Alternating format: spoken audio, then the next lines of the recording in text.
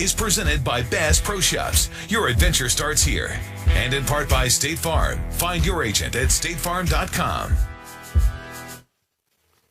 Hello, everybody. Welcome back into First Take. We're back, and this guy's here from the city of brotherly love. What's the good word? I'm in the house. Yeah. I apologize for my tardiness, but Skip, I swear to you, it was not my fault. I stood still, parked on 295, coming from Jersey to Philadelphia because of some accident or whatever. But I am in the house. I'm here. I'm ready to go. And I heard your comment about my looks. I really, I like Bob Stoops. I really do. Respect the man. But I'm not going to admit the brother looks better than me. I don't know. It's a close call, but I'm going Coach Stoops. Right. I think, man, I don't know. But here's my question to you, Stephen A. Smith. Luckily, your opinion about my looks does not matter. That's true. It doesn't matter. But the point is, the question is, how could Stephen A. Smith get in a traffic jam in a city for which he is the mayor, the city of Philadelphia? Where's your police escort? I thought you always had a police escort to the show. Yeah, your chopper, Kobe style. Because it was Jersey coming to Philly. Once I hit the Philadelphia limits, I had no problem. I had no problem. Okay. Too many cities. I'm glad you're here. This guy's all over. Well, yes, we're glad you're here. We're glad you're safe. That's what matters here. Let's get into it, gentlemen. Let's roll. All right. Mike Sando's NFL quarterback tier rankings are hot off the press. We want to focus in on tier 1. Sitting at number 3 is Andrew Luck. Now, mixed reviews on this ranking. The supporters, listen to this, are comparing him to some of the greatest athletes of all time. One anonymous GM said, you want to talk about a guy who makes the team, he is Michael Jordan. Their defense sucks. Every game he has to outscore everybody. He's the epitome of a 1. If I was to draft tomorrow any player in the NFL, it would be Andrew Luck 1, Aaron Rodgers 2. Now, the voters who placed Luck in the second tier said he needs to protect the football better, has underwhelming postseason success, and is playing in a weak division. Stephen A., where do you rank Andrew Luck? Well, listen, I'm not going to put him above Brady, obviously. I'm certainly not going to put him against that bad man, Aaron Rodgers. I think he's a step below that, but I think he's tugging away at number 3. I think age and attrition have kicked in with the great Peyton Manning. As great as I think Drew Brees is, I think that he's prone to mistakes just like Andrew Luck has been. The difference is he's been in the league considerably longer, so there's less of an excuse for it as opposed to Andrew Luck. In 3 seasons that Andrew Luck has been in this league, last year, he led the league with 40 touchdown passes. Now, he was responsible for 22 of their 31 takeaways, and that certainly is not impressive. But the Colts still averaged 28.6 points per game, if I remember correctly, which was like 6th in the entire NFL. When you consider the fact that he's responsible for 22 of their 31 takeaways, imagine what they could have done if those takeaways didn't take place. But it's primarily due to the 100 sacks he's received over the last 3 years because the Indianapolis Colts have been ill-equipped to protect him. So he's been basically on suicide watch behind that offensive line, dropping back to pass with little to no protection whatsoever, still winning division titles, still getting them to the playoffs, and every single year they've progressed. They went to the wild card the first year. They won a divisional playoff game the next year. They went to the AFC Championship game last year. And these are his first 3 years in the league. So I look at it, all of that I look at. I look at his body of work,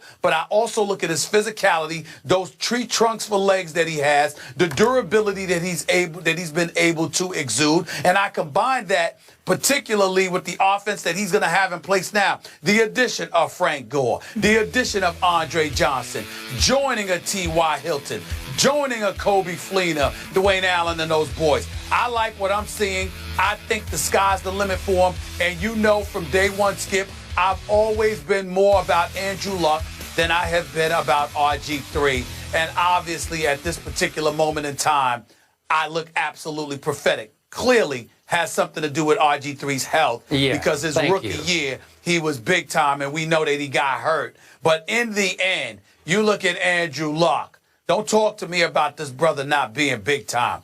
He's big time. So was RG3 as a rookie. And we're going to get to that in just a moment here. But just for the record, RG3, the guy I liked going into that draft, outplayed Andrew Luck when they were both rookies. Now, back to your issue here. You and I have gone back and forth about this for about 3 years. I have never said Andrew Luck would be a bust. I've only said that I resent, that I am skeptical of the premature coronation of Andrew Luck. It seems like everybody has whisked him into a first ballot Hall of Fame status before he has proven it on the football field when it matters most in the postseason. And I appreciated the fact, I was shocked by the fact that 5 of the NFL people interviewed by Mike Sando for these rankings, not 2 or 3, 5 said, hold the phone, stop the presses. Andrew Luck is not a top-tier quarterback, not yet. They call him a 1. He's not a 1 just yet. 5 people interviewed by Sando said he's a 2. And a quick quote from one of them, it's almost like we're giving him the benefit of the doubt already. That's what I keep trying to tell you. I just need him to back it up. I don't doubt that he can, but let me finish. Let me finish. He is now 3-3, is Andrew Luck, 3-3 in the postseason. And the last playoff game we saw him play, obviously in Foxborough, most of the attention focused on the Deflategate team, the home team, the Patriots, who obviously went on to win the Super Bowl. It was a complete wipeout for Andrew Luck's team. And Andrew Luck wiped out in that game. He went 12 for 33 for 126 yards and 0 touchdowns for a QBR, Stephen A. Smith, on the scale of 1 to 100 of 29. Just a week earlier in the same stadium, Joe Flacco, who I sometimes call Joe Fluco on this show, went crazy on that same Patriot defense. Flacco, same field, playoff game, high stakes, week before. Flacco goes 28 of 45, 4 touchdowns, and a QBR of 84. 84 to 29 for Andrew Luck. Now, is this the end of the world for Andrew Luck? No. But you've got to show me a little more than this in the postseason, where his total QBR is only 65. It's a little better than average, but it's not great. I'm sorry, I haven't seen enough yet. And I'm going to let you talk for a second because I got a lot more ammo here. No, it's not so much talking. I needed to ask you a question in all seriousness. I needed to know your definition of the number 1, or exactly who qualifies as the number 1. Who is it, Skip? Right now, 2 do. Tom Brady first. He should be 1A, and 1B is your guy, Aaron Rodgers. Then we can argue about all kinds of 2s. There are a number. I think Peyton has fallen to a 2. That's what I'm saying. See, that's where I needed you to go. So if you want to categorize it that way, then we're not going to disagree, because I agree with that. Tom Brady, Aaron Rodgers, and then there's everybody else. What I'm saying is, when you get to the everybody else, Andrew Luck is right there. So when you talk to me about him being a number 2, it depends on what your number 2 is. Okay. In this particular instance, I would agree. But let's be clear, Skip. Let's be clear. You keep bringing up what he did against the Patriots. Do you know that the Patriots averaged 47.3 points a game in the 4 wins against the Indianapolis Colts in the last 3 years? Okay. Indianapolis's defense was virtually non-existent. So if you know that you have a defense that's non-existent, and you know you got to go out there and make things happen as your sole hope of beating the Patriots, and you're relatively inexperienced, you're going to make mistakes. Things are going to happen. Why? Because you can't afford to be safe. You've got to go for it every time, because you can't rely on your defense to come through for you.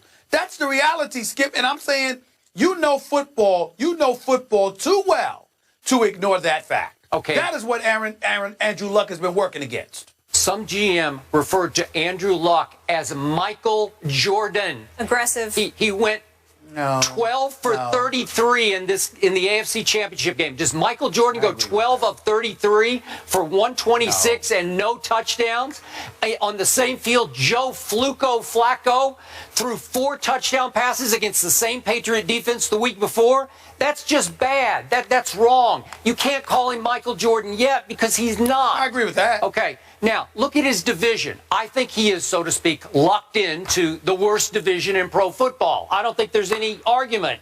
So he has gone 16-2 against his division. He's won his last 13 games in the division. Well, every year they're going to go 11-5, in part because The division is cake for them. It's a cakewalk. They're going to cakewalk into the playoffs because they're going to beat the heck out of these, out of Houston, Tennessee, and Jacksonville.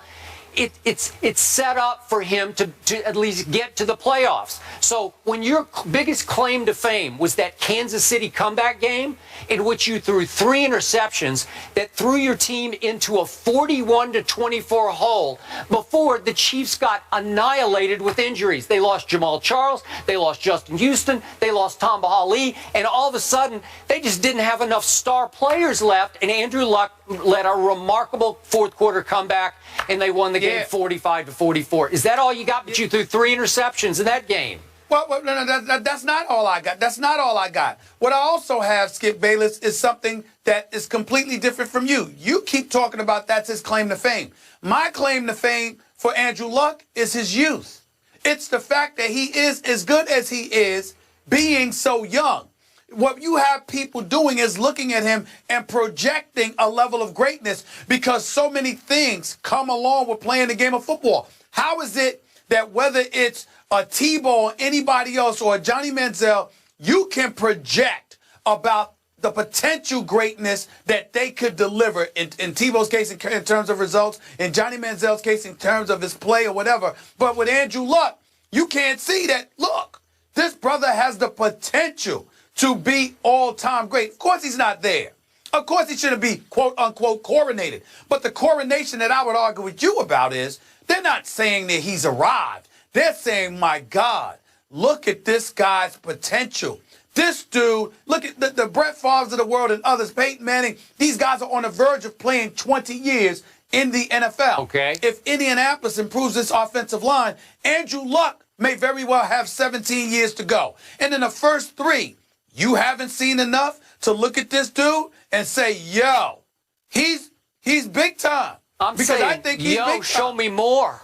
I don't see enough. I agree with that. I'm having to react to you. I agree with that. And the public opinion that has already placed him on the loftiest pedestal. And I'm saying I need to see more when the money's on the line in the postseason because this isn't good enough. But what's the loftiest pedestal? What's the loftiest pedestal? You're going against RG3. You've clearly eclipsed him. All right, you got Russell Wilson there. He's been to 2 consecutive Super Bowls, but the Legion of Boom has a lot to do with that, even though he makes plays when they count in crunch time, and he deserves credit for that, not just with his arm, but with his feet. You've got the Colin Kaepernicks of the world who've been to a Super Bowl. Yeah, but he's not the quarterback Andrew Luck is. I think everybody would agree with that. You look at a lot of these young guys, and you're like, look, Andrew Luck is definitely near or at the top of the class, and he's got loads of potential. What's the name of the game? Don't turn the football over. You already mentioned it. Thank you very much. He turns the ball over way too much. It started in his rookie year, and I didn't harp on the fact he had the 2nd most combined turnovers as a rookie in the National Football League. Peyton had a miserable rookie year. He led the NFL in interceptions, so I'm good with that, but he still turns the ball over way too much. That's got to get cleaned up. And when it comes time, you're going to have to perform at a higher level to be Michael Jordan. I'm just reacting to people. I totally agree with that. Hey, he is a cinch Hall of Famer in most people's eyes already. And I'm just a little skeptical. He's a cinch Hall of Famer. He's a cinch Hall of Famer because of what we believe he is going to do. There is nothing Hall of Fame about his numbers yet. It's good, but it's not great. But we believe what he's going to do because we see what he's working with, we see what he's working against, combined with his youth. Look at what he's done. There isn't a franchise in the NFL that if you ask them, could they take a young quarterback, would not want Andrew Luck. Okay, fine. Not one of them. I get it. I just need to see more because all I know for a fact, last year, Tony Romo had a better year than Andrew Luck. And you've laughed at Tony Romo for years on this show. That's a fact. Why? He was just better. Why? Because you always say he's an accident waiting to happen, and he wasn't last year. Are you ready for this, Skip? Are you ready for this, Skip? In Andrew Luck's 3 years, he already has more playoff victories than Tony Romo in his entire career. Okay. But is that not a fact? But Tony Romo doesn't get to play Jacksonville and Tennessee and Houston every year. No, I said playoffs. Yeah, I said know. playoffs. I said playoffs. I ain't talking regular season. I said playoffs. He already has more playoff victories than Tony Romo in Tony Romo's career. Why shouldn't I laugh at Tony Romo? Tony Romo, lucky I'm not giggling every day. You couldn't laugh at him last playoff year. All right, that's fine. Yeah. What about the other 8? What about the other 8 years? They don't count. Thank you. All right, we talk about They count to me. Yeah. a weak division being in his favor. I also want to point out that they have the easiest strength of schedule. Only the Falcons have an easier strength of schedule this year That's a than good the Colts. point. So that I should have brought that up, Stephen A. You know We're what, teaming up Molly? You know what, Molly? against you What here, trying- Crystal. If you were You here- just trying to help Skip? Yeah. Is that what it is? Yeah. Skip need help. Skip need Molly to come to the rescue. Yeah. Da-da-da-da-da. Way to go, You got Molly. you coming to your aid. He plucked me right out of She's NFL Network. Batman Yep, now? that's exactly what Yeah. happened. Come on now. If you were here. Oh, whatever. Yeah. All right. All right, let's zone in on another player from Mike Sando's quarterback rankings on ESPN.com. Now, remember, GMs, coaches, and other NFL personnel are polled for these rankings. Robert Griffin III, a number 2 overall pick, is ranked number 28. One offensive coach said he is done. The reason why is the injury slowed his legs, and his ego will not allow him to hit rock bottom and actually grind his way back up the right way. Harsh words. RG3 is done. Done. Skip, do you agree? Stephen A., obviously, I do not agree. I remain a big RG3 fan. I maintain high hopes for his career to get back on not just track, but back on rookie year track. We just talked about it. RG3 was the rookie of the year, offensive rookie of the year. RG3 threw 20 touchdown passes his rookie year to only 5 interceptions. RG3 led his team, coached by a coach who initially didn't want RG3 in the draft. He led that team with Mike Shanahan to the NFC East crown and to a home playoff game, and I've mentioned it many times, against the Seattle Seahawks, in which RG3 led the team to a 14-0 lead before he once again aggravated a knee injury that turned into a disaster later in the game. Does he need to get over himself? Yes. Does he need to get over the branding of RG3? You better believe he does.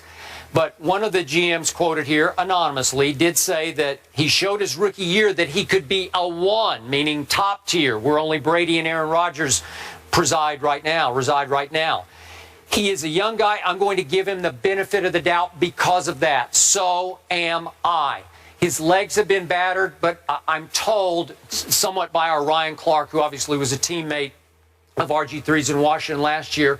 Ryan thinks that Robert is going to get 100% healthy. Robert's going to have to come off his high horse about, I can be the next Peyton Manning from the pocket, because he cannot. But combined with a few read option runs, just an occasional 8-yard bolt and slide, which he has not yet learned to do, at least to my knowledge at this moment, if he'll learn to run for a few yards and slide to keep the defense off balance, I think he could be a 1 again. So I'm going to vehemently disagree with the notion that he is DONE. Well, I agree with you. I don't think that he's done. But Skip Bayless, he's 5-15 in his last 20 starts. He's been incredibly average. I know that you're leaning on the 68% completion percentage that he had last season.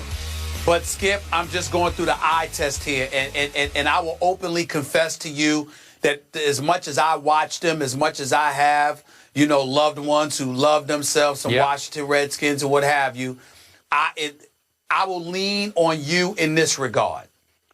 Work with me here. The eye test that you and I periodically lean on. Yep. Going through the eye test, didn't you see an RG3 look considerably conservative and safe last season? Yes. Because that's what I saw. Well, that would explain the 68% completion percentage. Yeah. Which to me, when you've got Pierre Garçon and Jordan Reed and Deshaun Jackson with Alfred Morris behind the backfield, what the hell you doing being safe for? You know why you would be safe? Because the confidence that you're supposed to have in your skill set may not necessarily be there. Yeah. So to me, even though I do not believe he is done, I do believe whether or not he's done will be answered this season. If RG3 with the weapons that they have in the nation's capital, doesn't show up to play this year, I think he's done in D.C. Yeah. I think he'll harbor second-tier status for the rest of his career. And the brand that is RG3 will be no more. He'll simply be Robert Griffin. Okay. That's what he will be. That's what it comes down to me. Is it fair to give him one last benefit of the doubt because his new coach last year, Jay Gruden, was shockingly critical of RG3 publicly? It started to feel like that Jay Gruden had jumped off the RG3 bandwagon that he was supposed to drive back onto track last year. Didn't it feel that way? Well, I mean, Kirk Cousins got starts. Colt McCoy got a start. Okay. There ain't no feeling. It was a fact. That was a fact. Okay. So shouldn't we give RG3 at least a little break that he keeps falling into a rough situation with his head coach? Is that all his fault? No. Do you know why, Skip? Because Jay Gruden's still there. If it were a new coach that he would have to deal with, that would be different. But the fact is that same dude is coaching you this year. So you're going to have to deal with it. I mean, are you going to sit here, Skip, and are you going to sit here, Skip, as the season comes forward? Are we going to sit here on this set, and when the subject of the Redskins come up, if RG3 plays like garbage, are we going to sit here and go like this? Well, you know Jay Gruden's his coach. Yeah. No, we're not. No. We're going to sit there and go like this. You got to find a way to get it done. Because I got to tell you, Skip, the nation's capital, they're disgusted with him. I agree. They're disgusted with him from the perspective of they're tired of reasons and excuses and scenarios. They want to win football games. They want their Sundays to matter in November and December. They don't want to hear about Jay Gruden and all of that stuff about RG3's performance. They expect RG3 to step up and get it done. I agree with you. I'm sure a lot of those fans, a lot of your relatives are already done with RG3. But remember, I guess it was the owner, Dan Snyder, or the GM, Bruce Allen, or a combination thereof. They did pick up his option, which was a little surprising to both of us. I thought they were going to just ship him right on out and try to start fresh. And I was happy that Robert might get a fresh start elsewhere. But now, this is it for him. He's going to have to make the most of a coach who's not his biggest fan, and hope that obviously the owner's in his corner and GM's in his corner. And it felt like he started losing some of the team last year, though Ryan Clark says, no, that's not the case. So this is a big year for Robert. It's sink or swim in D.C. No question. Yeah. All right, no question. You can check out the full article on ESPN.com. It's a great read. And I also want to mention that Marcus Mariota was at 25, Jameis Winston at 26. Obviously, both rookies unproven ahead of RG3. We're going to discuss one of those guys later in the show. Our next guest is a proven winner. He is coming off an 11-win season in 2014, and his Horned Frogs are once again title contenders this season. TCU head coach Gary Patterson is here. Coach. I have the right color on, Coach. Welcome. You do. We'll talk to you after the break.